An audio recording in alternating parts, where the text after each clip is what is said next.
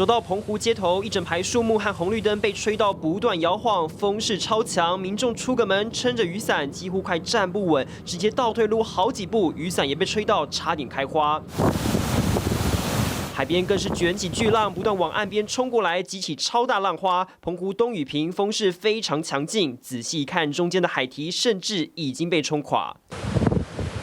来到十里地区，激起的浪花直接越过，流到大马路上，还差点波及一旁经过的车辆。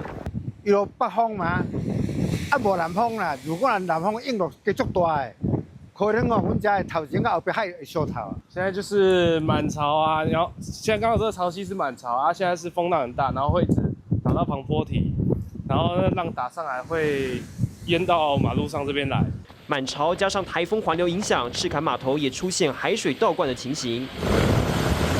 只见海水已经淹到地面上，就快波及到一旁马路上。渔港边船只也不断前后摇晃，渔民找空档做最后确认。而不止这个地方，旅客喜欢看夕阳的景点林头沙滩以及马公渔港加油站前也都发生海水倒灌，就怕发生危险，警方也紧急拉起封锁线，阻止民众进到里头。而其实从1号晚间，随着台风越来越近，澎湖风势也越来越强。湖西国小前一棵树木就直接倒塌，横躺在道路上，甚至还有红绿灯不敌强劲风势，就这样悬吊在号志杆。警消获报后也都紧急前往处理。而2号下午2点钟左右，在西屿乡及东吉屿也都刮起12级强阵风。台风为澎湖带来强劲风势，警方也提醒民众，台风期间减少外出。TVBS 新闻陈正阳、澎湖采访报道。